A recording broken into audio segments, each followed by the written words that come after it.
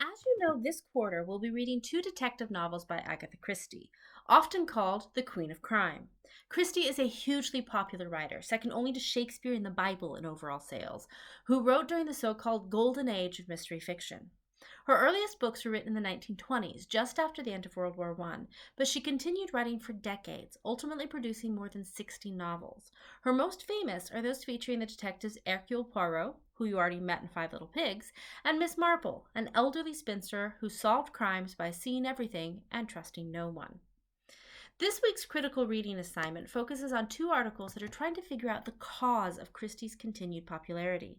One theory is that, like most mystery novels, Christie offers readers a form of catharsis, that feeling of relief you get when you watch a sad or scary movie, feel all the feels, and then get to move on with your life. Most mystery novels offer readers a frightening scenario, like murder, that gets neatly wrapped up by the end of the novel so that the world returns to the way it should be. The bad guy gets caught and justice is done. Christie, though, tends to offer a more nuanced and less comforting story. Think about the setup for Five Little Pigs, for example. We are introduced to a world where truth, justice, and the reliability of the legal system are all under question. Carla La Marchante approaches our famous detective with a challenge: solve a case that happened decades ago and that no one else believes is still unsolved. From the introduction, we know that either there has been a serious miscarriage of justice, or that this young woman will find out her mother truly did kill her father. Neither of those are very pleasant options to consider.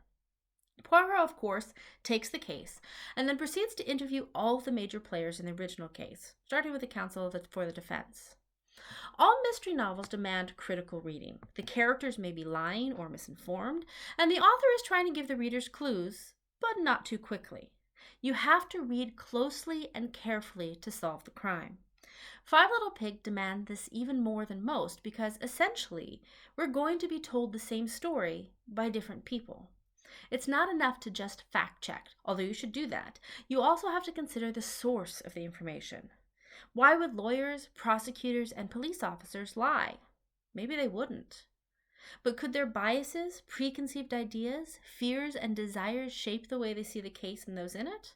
Of course. As you saw in last week's TED Talk, putting our biases aside is hard to do. The defense attorney thought his client was guilty because she didn't act the way he thought she should. Did that impact the way he argued the case? Is that why he didn't even consider that someone else could have done it? The prosecutor is sure that Carolyn Crail was guilty, but he has a significant investment in thinking that. Otherwise, he has to admit that he sent an innocent woman to prison. The police superintendent insists that everything was done by the book, but he and his men were under terrific public pressure to close the case. As you read, pay attention to the way Christie depicts the characters. The police superintendent is a great example of this. His chapter opens by him suggesting that Poirot could cook up a tale for Carla. Lying, he suggests, would be all in a good cause. Think about that. Christie has introduced this detective, the man in charge of the investigation, by showing us that he would be willing to lie if he thought it was for a good cause. That makes us question the story that follows because we now have to ask, did he think it would be in everyone's best interest to close the case quickly without really investigating anything beyond the most obvious suspect? In this chapter, Christie also begins what will be an ongoing method of characterizing the various players in the story. She shows us what they think of art. The police superintendent, when asked about Amias's painting, says, "Why can't a painter paint something nice and cheerful to look at?" Christie is telling us a lot about this man's worldview. He likes things neat, pretty, and sensible. The abstract and ugly make him uncomfortable. Could this dislike of the disorderly have affected his view of the case? Very possibly. Keep an eye on the artwork that appears throughout the novel. Anything that's there is there for a reason. Pay attention, too, to the way that the other possible suspects are portrayed. We've already seen them described, and we'll meet them this week. Christie uses these discussions not just to tell us about the character being described, but also to show us how the characters doing the describing see the world. Elsa Greer is an interesting example of this. The defense attorney calls her the cause of all the trouble. The prosecutor calls her merely the girl. The young solicitor is convinced that she's the kind of woman who likes notoriety and is upset when Poirot suggests she might be a hero worshiper instead. The old solicitor, on the other hand, calls her a poor girl and compares her to Juliet, but a predatory Juliet, young, ruthless, but horribly vulnerable.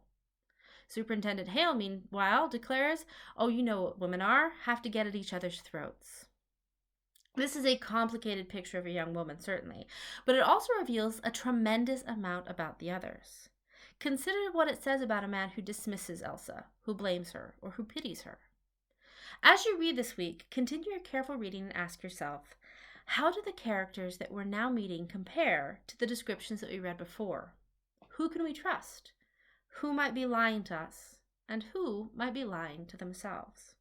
Happy reading.